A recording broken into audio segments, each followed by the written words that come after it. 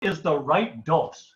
How much health promotion and well-being intervention and policy change is required in order to get the health outcomes that we're all eager for in terms of employee health and well-being promotion? This is a very often studied question, but not exactly the way you're going to hear about it today. For example, in the clinical world, doctors are always quite interested in getting you the right dose of a medication. There's this word called titration, where they will often experiment on increasing or lowering the dose to make sure you're just getting the outcome you need without too many side effects or without too much unneeded cost. In the individual health education world, we know that people have been studying dose response for many years in tobacco cessation. We know quite clearly that science shows that if you're only going to take 3 or 4 sessions of education, your quit rate is going to be a lot lower than if you have 15 or 20 sessions of health education in order to help you quit smoking. But this study today is, in my view, maybe a first of its kind, because we ask what is the right dose, but we ask it at the population level. So I'm eager to introduce these 4 very smart, very good looking characters that you're seeing on screen right now in a minute. But before I do that, and before we jump into their presentations, I do also want to report that today is a big event day because we are officially launched. The registration is now open for Hero Forum 20. So you want to head for Hero's website and you want to make sure that you basically clear your calendar, I'd say for all of September. September is your learning month.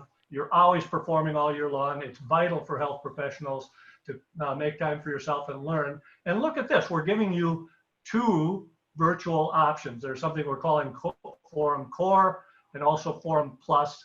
If you only want to learn a little bit, that's why Core is for you. It's like our typical live events. It's 2 days of really cool stuff. So you'll see 4 keynotes during the Core session with really top leaders from around the country. You're going to see 20 breakout sessions on those 2 days in September 23rd and 24th. You're going to see case studies from lots of big companies from all around the country.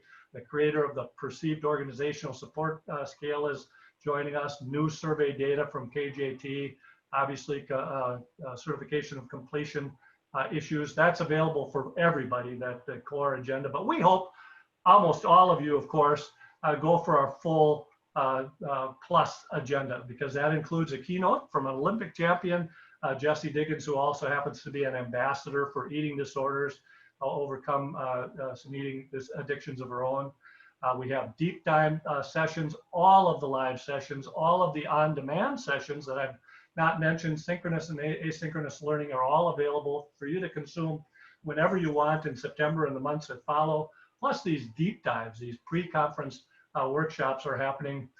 Big shot top researchers like we're having today from around the country are talking about measurement issues, talking about meaningful connections in workplaces, talking about what's new in research, and talking about diversity and inclusion. In fact, you'll see if you go to our agenda that we are in fact this year being very intentional about honoring George Floyd. Today is John Lewis's funeral. You'll see that we're also honoring John Lewis, and have a lot of our faculty that we've asked quite explicitly to talk about racism in the nation, to talk about this COVID pandemic, to talk about the overlap between the two, and talking about sort of the new normal in our work in health promotion. So jump over to the Hero web page and get going, get registered. All of September, September 8th through late in September, you'll hear from 2 planning committee members for our university summit and our healthcare summit. They happen to be our employer reactors today. We're also going to probably find an opportunity to get you excited about those 2 summits coming up later in September. But for now, we're going to turn it over to these very smart people. We're going to start with the lead investigator for this award-winning paper. Erin Seaverson is the Senior Director of Research and Evaluation at Staywell. Now, WebMD, big news in the health promotion community.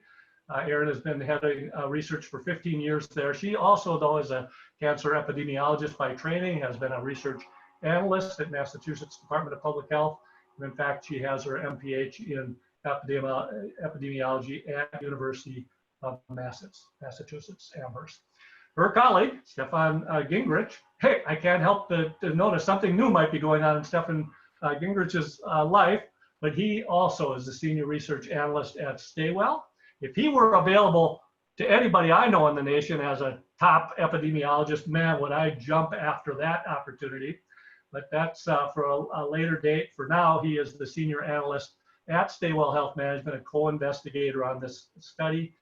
His claim to fame, which I find unique in all the world in this era, in 2020, is not only is he an experienced health promotion leader in chronic disease management, lifestyle management, his initial training was as an infectious disease epidemiologist. So how cool is that combination of skills at a time when the pandemic is challenging us on all fronts?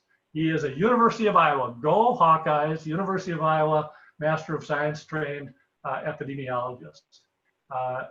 Speaking of Iowa, reacting, as is our tradition all the time at HERO, anytime we have these research nerds teaching us about data and new science, we have our leaders in the employer community also jumping in to react and share a little bit of their story. I love University of Iowa's Human Resources homepage because it not only features their experts, it talks about their health coaches and the attributes that they bring to the health coaching world. Megan Hammes, all four of these, what you four have in common, you're such important friends and active participants for HERO. Megan is on the University Summit Planning Committee team. She's the Director of Wellness at the University of Iowa.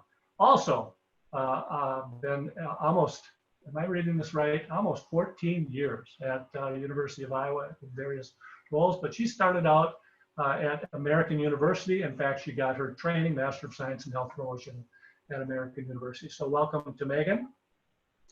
And then Ryan Sledge, also on the healthcare committee, also been an active participant in a lot of activities at HERO. He is the healthcare leader, advancing population health at Ohio Health. Ohio Health, you'll learn from Ryan, is quite a big deal organization. He's been there over 6 years, has also been in the private sector with Health Fitness as a wellness manager. You must feel conflicted all of the time, Ryan. Do you go Spartans? Do you go Wolverines? I don't know what you do on any given day. I know with multiple degrees at University of Minnesota, I have a tip for you.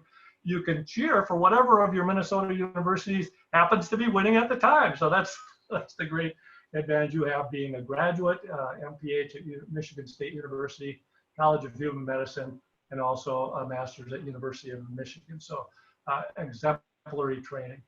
We also love to spotlight our HERO friends. So do jump over to HERO's webpage at some point, and you have a nice interview with Ryan Sledge on some of the things you'll learn from him today about what's going on at Ohio Health. So before I jump into, just one reminder, you can jump over after this presentation to the American Journal of Health Promotion. You'll be reminded that this study you're about to hear about was one of the best research studies from 2019. Erin's co-authors were Stefan, Gingerich, David Magnum, and our longtime friend, David Anderson. So with that, I'm going to jump off screen. Megan and Ryan and I are probably going to jump off screen. Stefan, I'll have you take over as our driver, and we look forward to your presentation. Well, thank you, Paul. Before you mute yourself, can you confirm that you can see my slides? Yep, they're up and just as we had hoped, so they look great. Thanks. Excellent. Thank you for that lovely introduction. Always more complimentary than it needed to be. Today, I'm going to talk to you a little bit about the background for why Erin and I and our co-authors decided to do the study in a presentation titled Measuring Participation in Worksite Health Promotion Programs. And so the sort of driving force behind the idea with this study, or the background with this study, was the HERO PHA measurement guidelines, specifically the chapter on participation. Some of you may be familiar with the HERO PHA measurement guidelines. They were published in 2015 in a partnership between HERO and their member organizations, as well as the Population Health Alliance. They reviewed core metrics. The purpose of the guidelines were to review the core metrics in employee health promotion or health management and help get a guide for what measures to focus on within various categories and how to try to measure those.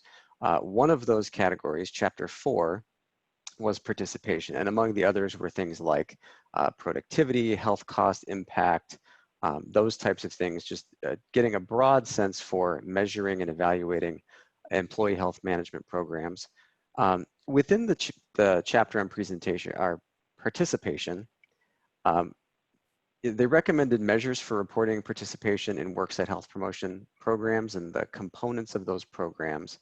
And that was the overall purpose of the chapter, is just to guide practitioners like some of you out there on how to measure participation, what aspects of participation to measure.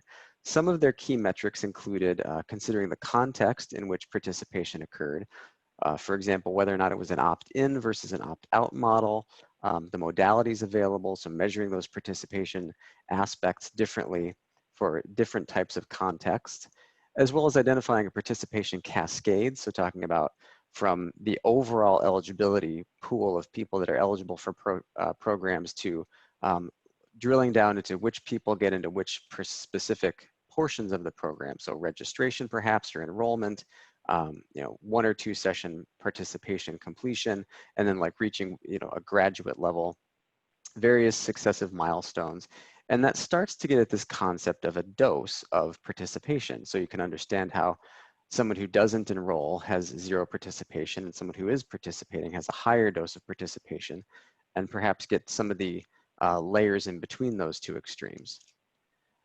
A few things to note about the chapter on participation. The first thing, this was a quote directly from the closing thoughts on the chapter. The emphasis was added by me to point out some of the things that we were focusing on in our study. So it is recommended that more research be done to focus on the amount of intervention necessary to produce positive health outcomes, including studies on the effectiveness and quality of contacts across different channels and modalities. So whether that be telephone, online, app-based, in-person, whatever those modalities are, and determining if there is a dose-response relationship with regard to the number of contacts. So in essence, what they're saying is there a correlation between the more contacts a participant receives and the outcomes that that participant achieves? Also of note, though, it was the shortest chapter in the guide. It was only 3 pages. And so it points to this area where there's a lot of variation between how organizations are tracking participation. And in fact, they know there are too many variables to recommend a specific threshold for the amount of contact necessary for participation to be effective. And just a little plug here, there was no mention of engagement. And so there's been a lot of talk, and actually there's been work done with a former HERO committee called the HERO Engagement Committee, where a group of HERO members looked into research related to engagement, looking for common definitions. And one of the definitions commonly used is participation in programs. But I think there's general recognition also that there is a difference between participation and engagement.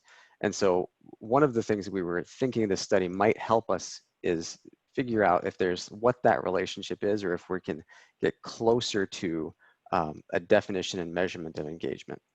Now, Paul, I think we have a poll that we'd like to put up here.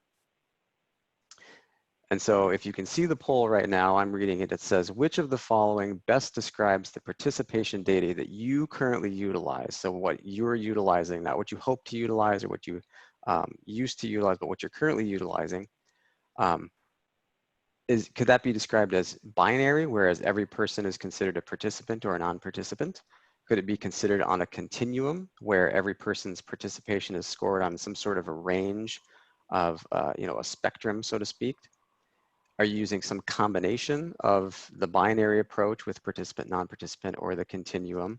Or do you currently not get any participation data on your employee health management program? So just select the one that's most like what you are getting.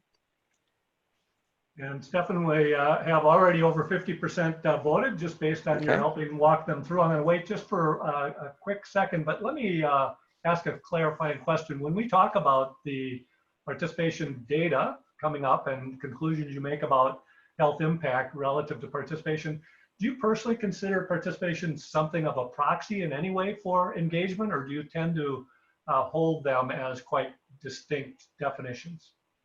So my personal belief, and based on what I've read and what I've seen and what I've heard, is that participation is probably an element of engagement. So it would be difficult to be engaged without some level of participation. But I think that participation can happen in a myriad different ways that may or may not be tracked by everyone's worksite health management programs. Yeah, yeah, cool. And if time allows, you're going to see us polling this smart audience to keep fleshing out this difference between engagement and participation. But look at this, Stefan. You've got not by much. The majority saying it's binary. Every person's considered a participant or non-participant. And then not too far away from that is this combination that I know you're going to talk more about. Yeah, and so it brings up the question that we sort of were asking in this study of, are you a participant or a non-participant, or is there some space in between? And what we really thought about was, why do we have to choose? And just to reiterate that point, we talk about engagement. Are you engaged or disengaged? And I think with the term engagement, it may be easier to sort of conceptualize that there's somewhere in between you are engaged or disengaged, fully engaged or disengaged. And so, that's another sort of false dichotomy that I think sometimes we get trapped in. Similar to everybody on here who's studied health in any way, shape, or form knows that there are lots of different variations between healthy and unhealthy. There's no such thing as a healthy food, because if you eat too much of anything, you're going to get sick. There's no such thing as an unhealthy food, although Paul, I think you would contend differently necessarily. But then, a little bit more of a recent development, another false dichotomy that may be out there that maybe some of you have heard about is quarantine 24/7 or have a COVID party with a crowded, poorly ventilated basement. Those aren't necessarily the only two options in terms of reducing your own risk and flattening the curve of the COVID pandemic right now. And so, when we thought about this study, we wanted to get beyond that false dichotomy and get something towards what you're seeing here, where you have a little participation on one end of the spectrum and full participation on the other end of the spectrum. And to be clear, this is not necessarily a new groundbreaking, earth-shattering idea. This is something that I think members of the industry have been talking about. We at Staywell have done a few things in the past, sort of moving towards this definition of participation. This is one example of an analysis that we did a few years ago for a client, analyzing the relationship again between a few activities completed, 1, 2, or 3 activities completed, and the risk improvement associated. And you can see from this, on the left hand of the slide, there's less participation, lower risk improvement over time. On the right hand of the slide, higher participation correlated with 6, 7, 8% risk improvement for those groups. And so you see this correlation that we were kind of hoping, expecting to see, sort of determining how that played out with a larger population. This is another example of a similar concept where, again, coaching participation, other activities or no activities, not quite the same continuum concept that we've talked about, but again, getting towards that dose response, because we know that health coaching is one of the more dose heavy interventions compared to other activities that are offered oftentimes in the worksite health promotion space. And so again, a correlation found here between larger doses of participation and less weight gain, less obesity development in a population. And with that, I will hand it over to my esteemed colleague, Erin, to talk about the details of the study we conducted. That's great. Thank you so much, Stefan. So just piggybacking a little bit on what Stefan was saying, we fully recognize that achieving high levels of participation in our programs is a key priority for us as vendors who are supporting our employer clients, for the employers that we work with, and we consider participation to be a leading indicator of program success. So, at the outset, this was very much so an area of key interest for us in pursuing this line of research. And again, thinking about dose response, this whole notion and the application of it to risk change and behavior change isn't new. We've played with this concept historically. Stefan just shared a couple of examples, and based on the poll result, it sounds like maybe there's others in the space who have as well.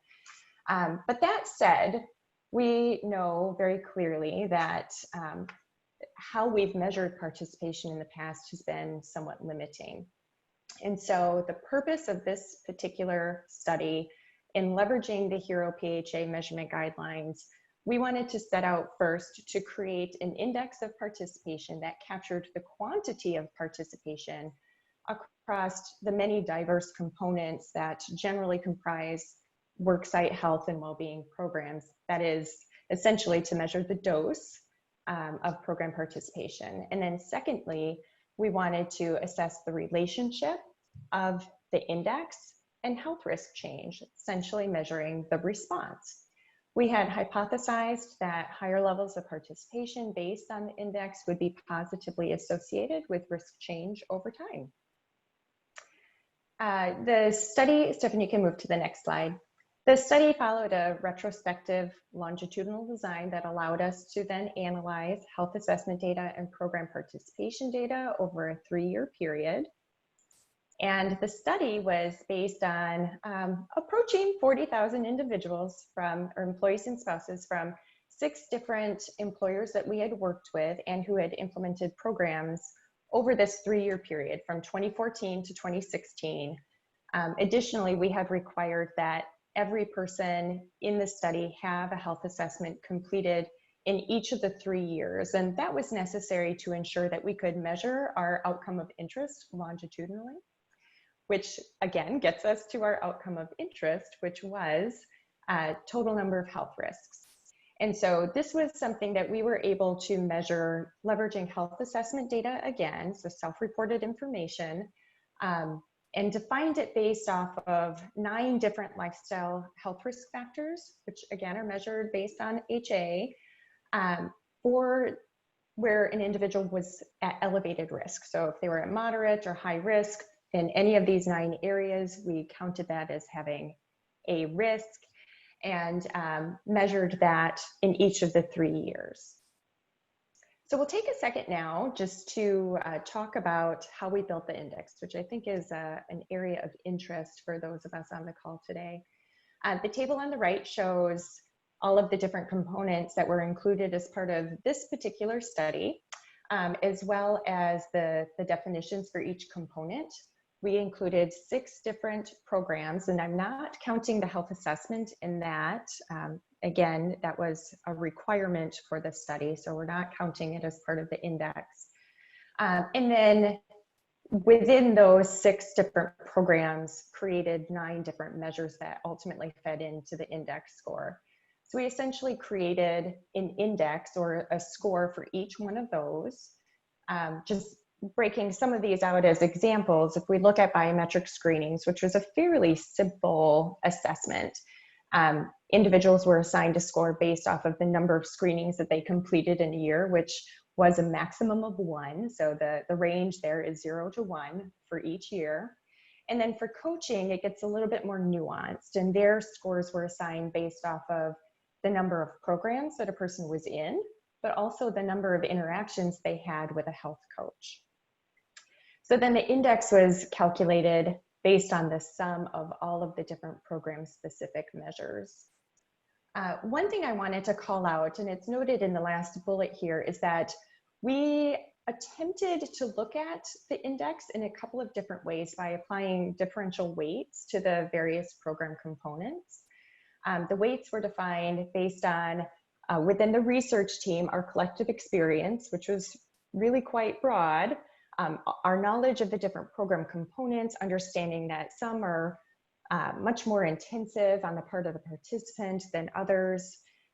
Some require more time commitment, for example. There's more natural interactions that are built into the programs themselves, and also what we understand from other research that had been done.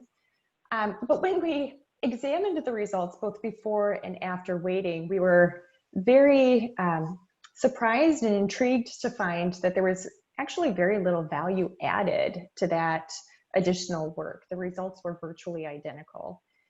So at that point, we took a step back and we aligned ourselves back to not just our study objectives, but thinking even longer term, what is it that we want to do with this index? What is it that we're trying to accomplish here as we think about applying it longer term, more holistically? And in general, we do feel that there's a lot of value, that weighting may be a more rigorous approach to defining participation in this manner. But there's more investigation that needs to be done to support this approach. So I just want to re-emphasize that the results that we're looking at here is based on an index that does not apply the weighting. So the next slide shows just very briefly the analysis, which was essentially conducted in 4 stages, starting with some very basic analysis so that we can understand the different constraints that were put on as we were making decisions around the study sample, descriptive statistics, correlations, and then we used repeated measures ANOVA to assess the impact of participation level on risk change. And as we look at the results, focusing more on the impact side of the story here, what we found was some fairly predictable correlations between demographics and risk. And this is presented in the table on the left side of the slide, such that males had more risk than females, employees more risk than spouses, older individuals more risk than younger individuals. And we found too that people who had higher index scores also had higher risk, which seemed pretty intuitive to us, given that there are some programs where that are targeted at the outset to those individuals who are at elevated risk. So those results all made sense to us.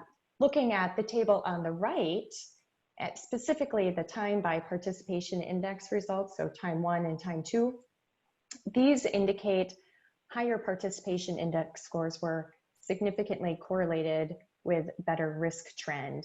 And if we skip to the next slide and kind of look at how this graphically is displayed, the higher levels of participation were associated with greater risk reduction over time. It aligned very well to what we were hoping and expecting to see. And so just to break the chart down a little bit, the top purple line is call it the baseline period, first year of the study, 2014, 2015 is the blue line, 2016 is the green line. And you can see as you move down or up in terms of the participation index value, you can see a greater differential in the average number of risk score. So what? Why is this important? Why are we here talking to you about this study? Well, first, it's something that we're really quite proud of. Also, we feel that this way of measuring participation provides us with a more holistic and inclusive view that can be a really valuable addition to any sort of measurement strategy for employer health and well-being programs by giving better visibility to the data and ultimately helping to drive strategy. So that was the study. Thank you for indulging me with the details. As we think about broader application, we wanted to give you some case study scenarios of how we've put this into play in different instances. This particular example, we applied the participation index based on different incented interventions that were offered to a population within a very defined program period. So I would consider this application not so much apples to apples, perhaps more Honeycrisp to Gala, so variation on the same theme, if you will. And here, as far as the graphical display, the lines aren't smoothed, but we do see very similar patterns to what we had observed in the study, such that lower risk individuals generally had lower index scores, higher risk individuals generally had higher scores, and then we can see that health risks improved for individuals at the higher levels of participation. And this is clear when you look at where the lines start to break, where the light purple line is above the dark purple line, past versus current. So this next example, the study focused on risk change as an outcome of interest. Changing behavior, changing risk is a core outcome of ours in this space. But we also considered what else might apply here. What else could we bump participation index against other outcomes of interest? Could it be productivity? Could it be presenteeism? This is an example of how we applied the index to cost impact. And using the index, we were able to give better visibility to the data and show how the relationship varied across different participant groups. It's quite nuanced. Some of it can be explained, some of it may be a little bit more difficult to explain, but it does provide more opportunity for discussion to inform program design, outreach strategies, engagement strategies, for example. So again, it's the broader application of this index that we find really intriguing. I think there's a lot of opportunity here. It's an area where we're continuing to explore and dig, and we'll be looking forward to share findings in the future. Thank you. Wonderful, nicely done. Congratulations on the award-winning study, and I'm going to have Megan and Ryan join us, and as they join in, just for our audience to be reminded, we'll do some more polling like we already started, and have that as a conversation starter for the end of the hour.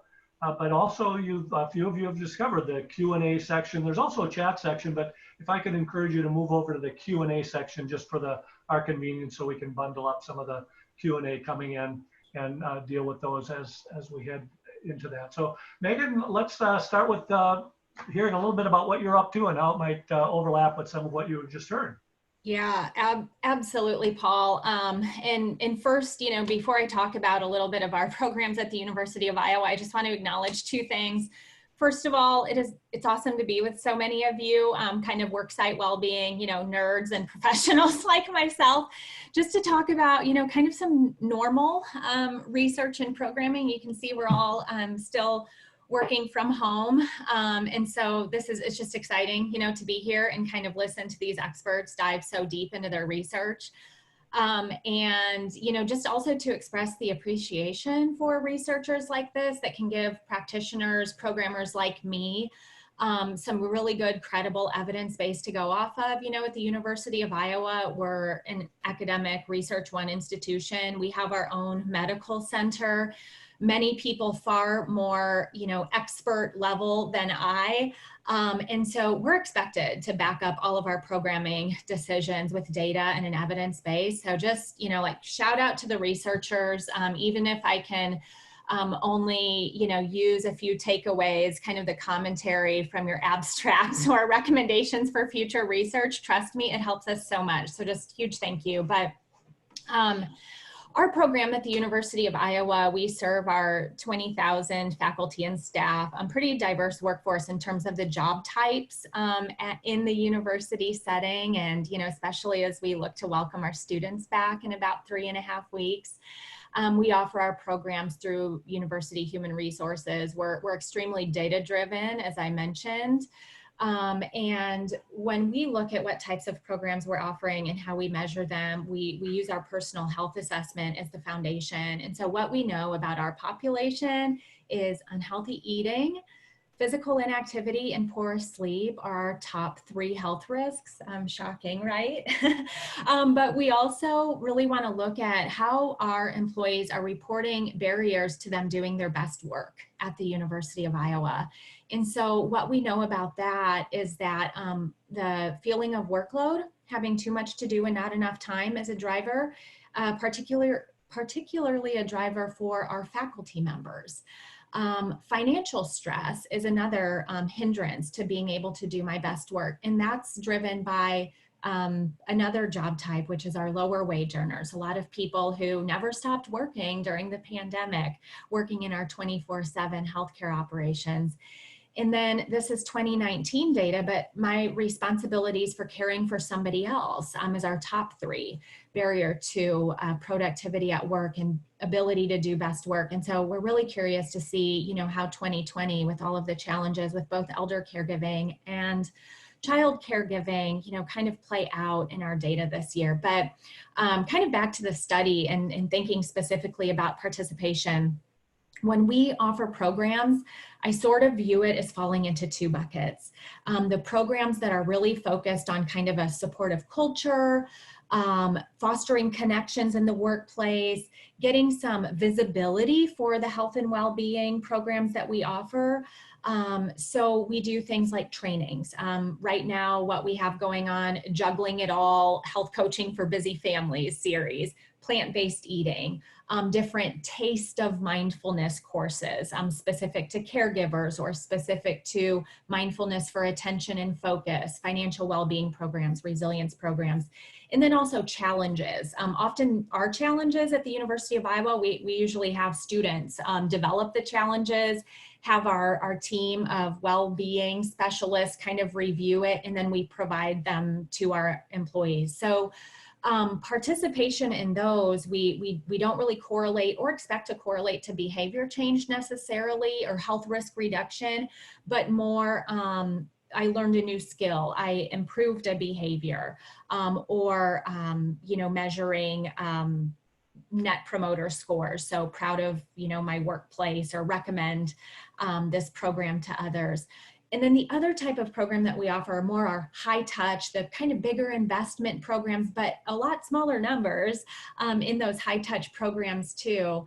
And we measure participation kind of binary, like that poll. You either did the program or you didn't. But for our higher touch programs, we usually have participation requirements or expectations. So we're asking people almost to sign a contract. I will attend 80% of these programs. So that the higher touch programs are the health coaching, an 8-week mindfulness program, personal training, year-long diabetes prevention program, our internal employee assistance program, and elder caregiving guidance and appointments. So when we think about participation too, those higher touch programs, there's a lot more time in the game, skin in the game for the employees. And so I appreciate the research study's recommendation to kind of think about things on a continuum, right? Because not all programs are created equal. And then definitely want to turn it over to Ryan and hear what he has to say. But I think for a lot of us practitioners too, in addition to participation, we really like to think about how our policies influence our employees' participation in programs, how employees can access the programs. Are we equitable across the boards? I would say we probably have a lot of work to do because of the nature of the work that our employees do in terms of being able to reach people where they're at. We have heard from some of our groups that have high percentages of like lower income earners, people who might have 2 jobs. Unless we're offering something to them during their workday, we're going to miss them.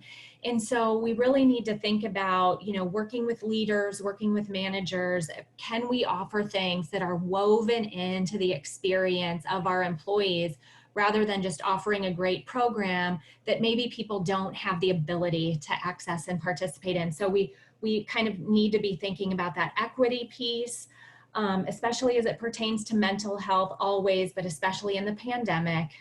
That's something our workforce, we have people in healthcare who have never stopped working. And then we have faculty members that are preparing to teach and they haven't been on campus since mid-March. So those are my thoughts.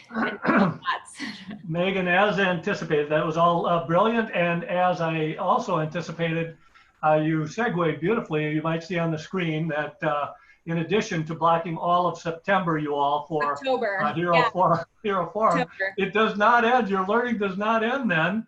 October 19th, Monday, October 19th, Megan Hammes has been a very active leader and summit committee planner for what you just described is happening at University of Iowa. We want to hear from the nation about how you all are putting well-being in all policies, how well-being is considered and integrated into policies and practices in universities and academic medical centers. Our president here at Karen Mosley knows that the university sector and the healthcare sector are extraordinarily stressed during the COVID-19 pandemic. And so she has made this free. So all of those of you who work in healthcare and in university sectors, do feel free to join us for a beautiful day that Megan has helped put together. Ryan, as I segue over to you, I might as well throw up the Healthcare Summit page. Maybe you could remind us a little bit about where you guys are heading before we talk about Ohio Health. Happy to do so. So thank you for the invitation. Thank you, Megan, for the comments, and Stefan and Erin for the great insight that you provided. Happy to be a part of today's conversation. For the Healthcare Summit, our theme is maximizing organizational support, connecting the dots between organizational development, leadership development, and employee well-being in healthcare. So really looking at, from a healthcare perspective, how all of those things intersect to provide a different experience for both the employees as well as those that the organization serves. And I think you'll find a connection point in some of the comments that and reactions that I have today after hearing the presentation. So I'll just kind of dive in with some of my impressions and give a little bit of a background on Ohio Health for the group as well. So Ohio Health is a large healthcare system in Central Ohio, made up of 12 hospitals that are fully owned, and then 4 managed and affiliate institutions as well. 30,000 employees, physicians, residents that make up the population of Ohio Health. I have the pleasure of really working for and helping lead a division called Employer Services in Ohio Health. And essentially we exist to provide health and wellness solutions both to our own organization as a large employer, but then also 5,000 other organizations of various sizes across our market. And so when we think about this topic around engagement, I have the pleasure of being able to consider this topic both from the perspective of our own organization as well as those that we serve as well. And, you know, like Megan mentioned, we're working across a large number of job types and truly in many different industries as well. So the conversation does shift a bit as we're thinking about how this can apply to each of the people that we serve. There's been an increased emphasis around resilience and burnout, and I think Megan alluded to this as well, certainly as we're dealing with the COVID pandemic. So in the healthcare space, we're talking about caretakers who deal personally with the challenges of the pandemic, but then also are still serving others as well. And so they've never stopped working. In many cases, they've increased the amount of work that they're doing, and that takes a toll. So while we've all realized that resilience and burnout were critical, the intensity has just turned up a lot as of late for various obvious reasons. And so, you know, I'll consider this topic of engagement from 2 different perspectives. I think the macro level and the micro level. At Ohio Health, when we think about the macro level of engagement, it's a simple phrase that we use to describe it, and it's that relationship that our associates have with the health system. And so certainly there are many factors on both a population and a personal level that can influence what that relationship is like. We then measure the strength and quality of that relationship with tools like our annual engagement survey. And so as you hear me talk about the Healthcare Summit, certainly we talked about that perceived organizational support, and a tool like the annual engagement survey would be one such tool that can help measure what that perception is like. We then use things like our health promotion activities, our well-being programs, our rewards and recognition programs and platforms to infuse that with meaning and purpose. So that relationship now is being amplified because of those opportunities. And one of the unique qualities of engagement in the healthcare space is that it then has a direct correlation to the quality patient care and the patient experience that we're delivering on a day-to-day basis. We believe that engaged associates, and how we define it, will go above and beyond in meeting the needs of our patients. So we have a new engagement index that we developed, and this is what we use to then measure. And it's really based on 4 tenets. The first would be intrinsic motivation, that the work gives our associates a feeling of personal accomplishment. The second would be referral behavior. So Net Promoter Score, I think you heard Megan mention that as well. Would we recommend Ohio Health as a place to work for others? The third is there pride in the work that we do? And then the last is intent to stay, so more of kind of a retention piece that's there. Across all 4 of those, you heard me mention resilience before, and so we recognize that that's a big piece of what drives engagement, is thinking about resilience and well-being. So as a subset of those, really influencing all 4, we also measure what we call our resilience index. And that resilience index is built on a few different measures, including are our associates willing to put in effort above and beyond for us to be successful? Is change handled effectively within the organization? Calculated risk-taking, is it encouraged? Do we feel like we have the tools to be able to cope with the stress of our jobs, and really is stress that they feel reasonable? And a couple of other things as well. So that's kind of on the large scale, how we look at the term engagement, and then where the connection point is from a well-being standpoint. On the micro level, in addition to that resilience index that I mentioned, I certainly think this has been a work in progress, and as it relates to well-being initiatives, and we've had many conversations around engagement and participation and defining what the difference is between the two. We're working on still to this day redefining exactly what that means, but I can share that traditionally engagement and participation have been used interchangeably and really viewed mostly at the programmatic level. And so now as we think about how we might frame that a little bit differently, the main difference in our opinion at this point has been that of sustainability.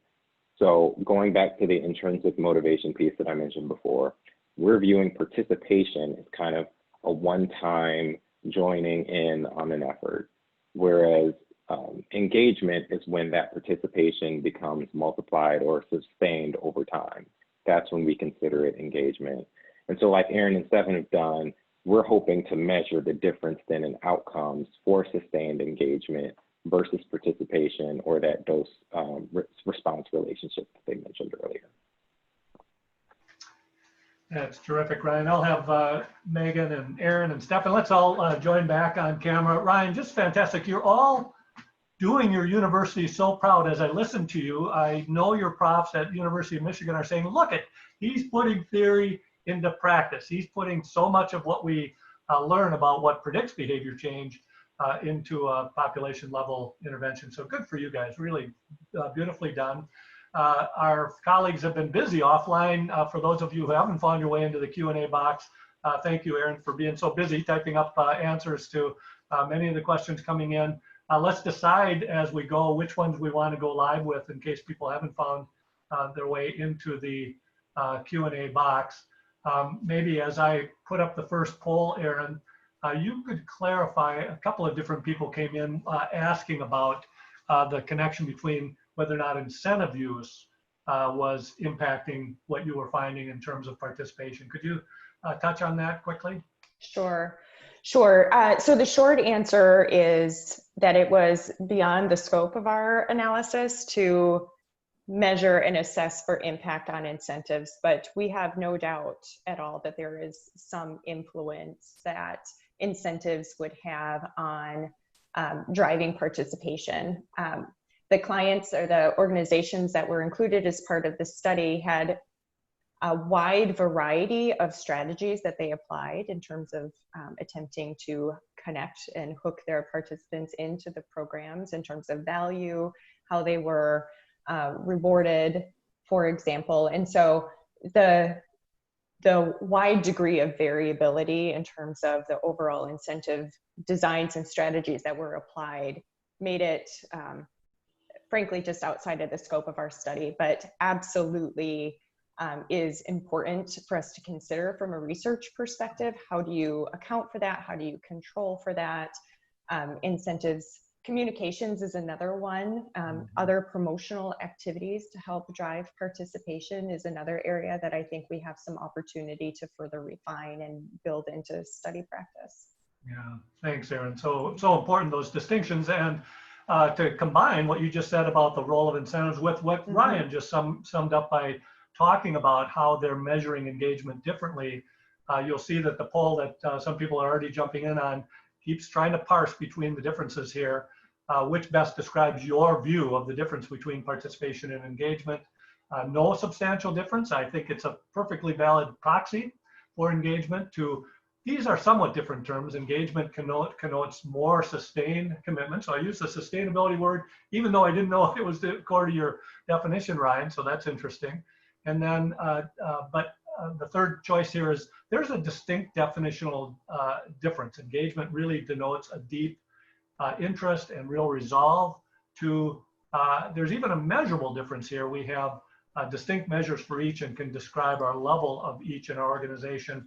And Megan and Ryan both teed up observations and examples where they are trying to tease this out. So I appreciate these might be overlapping a bit, but just to kind of get to the sculpt of our many smart professionals on the phone, I scroll through the list, you guys. You are got some students here that are also teachers in their own right. So really not surprised by the level and caliber of the questions coming in. So we've got over 50% response. I'm not going to wait too much longer. And maybe I'm going to have Megan, you react to this first. What we find here is no one is saying that they think participation is kind of the same as engagement. But we do have a good number who are only saying it's somewhat different, that it seems to connote a little bit more sustained commitment. And Ryan, after Megan reacts, I'm going to have you flesh out sustainability in your definition as well. And then, you know, a pretty even split between both definitional differences and measurable differences. Again, this is a bit esoteric, but Megan, what do you think that we're learning about our professional family out there in terms of their use of these terms? Yeah, I mean, we've had a lot of discussion in this in different hero forums, right? I mean, so I think all of us agree there's definitely a difference, right? There's check the box, I did it, I didn't. And that's very important to know for a lot of us. We need to measure over time if we're changing, reaching the same people. You know, yes, if it's the frequent flyers or are we reaching a new audience? So 100% participation is important, it's easy. And then engagement, kind of like wellness and well-being, right? It's just taken on kind of this whole new terminology. And so we think about it as, you know, when we use it at the University of Iowa, primarily it's about engagement with my work and feeling my purpose and connection with my work, engagement index, engagement survey. So that's kind of how we speak of it. But when I think of it, engagement in programs, it's, yeah, did you show up? Did you attend? Did you participate? And it's hard to just put one single definition to it. Very similar to well-being, right? It's hard to put one definition to it. But when I think about it too, our team in a virtual environment, or even for people who are on campus, when they're participating, we're not participating in a classroom anymore. We're on Zoom, even if people are in a building on our campus and at work and not at home. We have asked people to participate in a dedicated space, turn your webcam on if you have a webcam, minimize distractions and interruptions, and things that we might take as a given. But, you know, people are busy, people are stressed, people are multitasking. And so to be, you know, fully focused and present, I get that was a long answer for engagement. I think Ryan should answer it. But well, let me build on your answer and make Ryan's job even a little harder. Ryan, it feels to me like a punchline here, based on what both you and Megan are saying, is, do we know the connection between participation, if you will, engagement in these health and well-being initiatives, and how you and Megan both seem to be defining engagement, which has more to do with engagement with the work.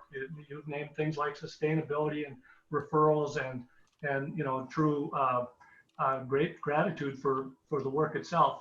Do we know if there's a connection? Is that what you're trying to find out?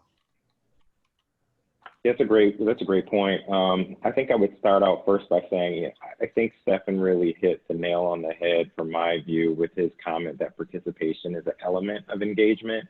And so I think, and it seems like from the poll perspective, many are kind of on that same track, that there's some connection there, but really one is kind of amplified a bit more than the other. You know, to your question, Paul, I would say I don't know that we completely know that. I think, you know, Megan mentioned finding meaning and purpose is a part of engagement, and certainly our definition would agree with that.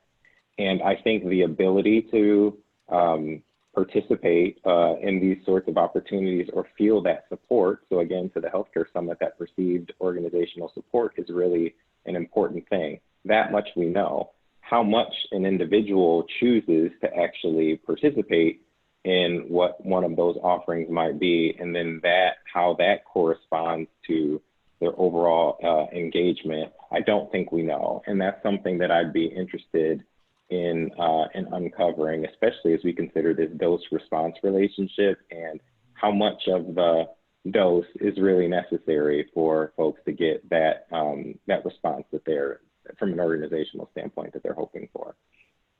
You have such a great mind, Ryan, because I think it's a lot like mine. And that's why I wrote this poll. It anticipated you would ask this question. You circle this back to the study, and you said, you know, the dose. What's the dose got to do with the outcomes we're looking for? I appreciate these also are overlapping, and you wish you could have multiple choice here.